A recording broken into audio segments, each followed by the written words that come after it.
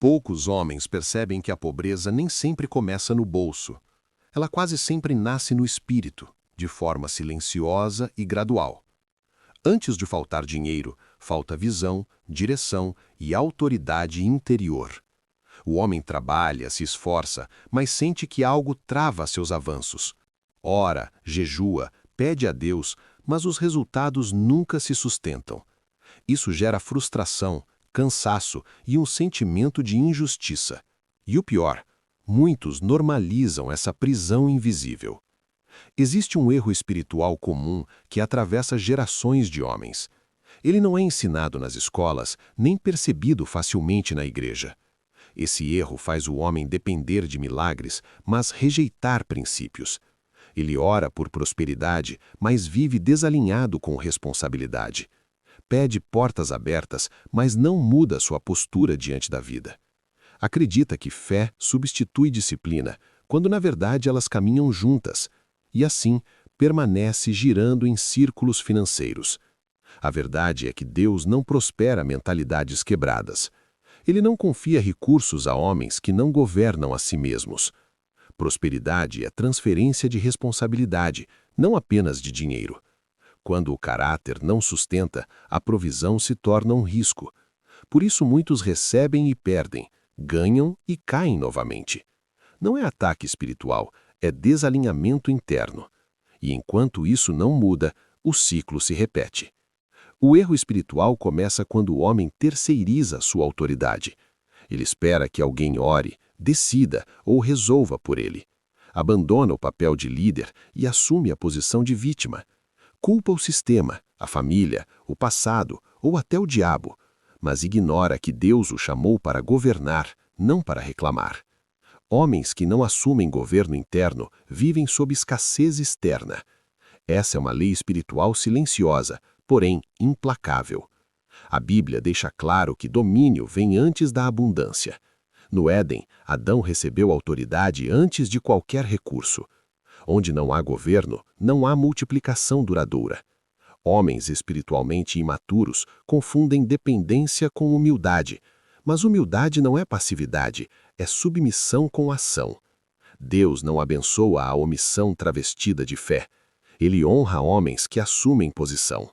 Se você sente que sempre falta algo, preste atenção nisso. Talvez o problema não seja o quanto você ganha, mas como pensa. Talvez você esteja orando por provisão, mas fugindo da responsabilidade. Esse erro espiritual mantém muitos homens presos sem que percebam. E enquanto ele não for confrontado, nada realmente muda.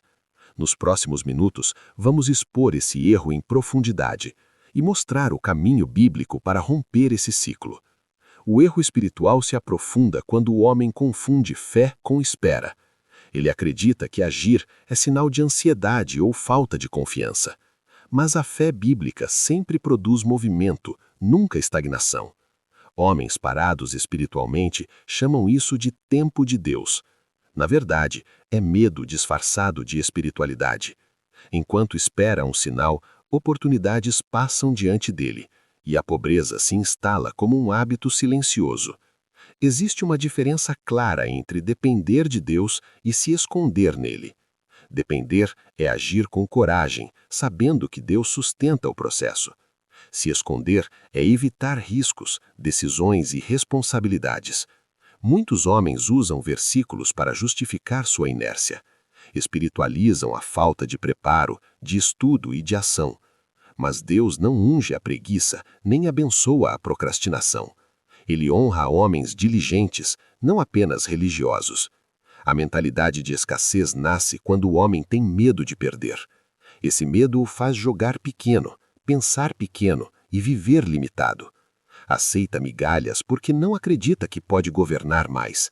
Quando surge uma chance, ele se sabota antes de tentar. Diz que não é para ele, que não nasceu para isso. Mas essa voz não vem de Deus, vem de um espírito de limitação. E enquanto ela domina, a prosperidade fica distante. O homem pobre em espírito não planeja, apenas reage. Ele vive apagando incêndios em vez de construir fundamentos.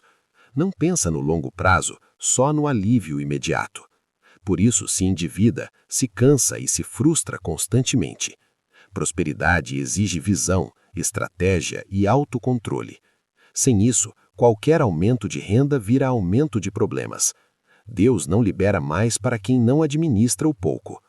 Muitos homens não são pobres por falta de oportunidades, são pobres porque rejeitam o processo de crescimento. Querem colheita sem plantio, frutos sem raiz, honra sem preparo. O processo dói, exige disciplina e confronto interno, mas é nele que o homem se torna capaz de prosperar. Quem foge do processo permanece dependente de milagres, e milagres não constroem estabilidade, princípios constroem. A verdade é dura, mas libertadora. Ninguém cresce além da sua mentalidade. Deus pode abrir portas, mas é você quem decide atravessá-las. Enquanto o homem não muda por dentro, nada muda por fora. O erro espiritual não é a falta de fé, é a fé sem ação. E essa combinação mantém muitos homens financeiramente presos. Mas isso pode ser quebrado a partir de hoje. Na próxima parte, vamos falar sobre responsabilidade espiritual. Chega um momento em que Deus testa o homem com responsabilidade. Antes de entregar recursos, ele observa postura e decisões. Homens que fogem de responsabilidade oram por provisão em vão, porque provisão sem maturidade se transforma em destruição. Responsabilidade é sinal de preparo espiritual. Quem não governa rotina, emoções e palavras, não governa dinheiro. Esse é um princípio que não falha. Muitos homens querem mudança externa sem ajuste interno. Pedem promoção, mas chegam atrasados e vivem no improviso. Querem crescimento, mas não investem em aprender e evoluir. Querem reconhecimento sem se tornarem valiosos. Responsabilidade é fazer o que precisa ser feito, mesmo sem aplausos. É permanecer fiel quando ninguém está observando. E Deus recompensa esse tipo de homem. A Bíblia mostra que quem é fiel no pouco será fiel no muito. Mas muitos homens desprezam o pouco esperando o muito. Ignoram pequenas oportunidades que treinam caráter e disciplina. Desistem rápido porque não veem retorno imediato. Mas o pouco é o campo de prova do homem. Quem honra processos pequenos se torna apto para grandes cargas. Deus não pula etapas para agradar ninguém. Homem que assume responsabilidade para de culpar os outros. Ele entende que sua vida é resultado de escolhas acumuladas. Isso dói, mas liberta profundamente. Enquanto há culpa, não há crescimento. Enquanto há vitimismo, não há governo. A maturidade começa quando o homem assume sua parte. E a prosperidade começa logo depois. Responsabilidade também é espiritualizar o trabalho corretamente. Não tratar o esforço como maldição, mas como instrumento de honra. Trabalho digno gera identidade, propósito e provisão. Homens que desprezam o trabalho vivem dependentes. E dependência prolongada enfraquece a masculinidade espiritual. Deus se revela no altar, mas também no campo, e muitos ignoram isso. Quando o homem entende responsabilidade, algo muda dentro dele.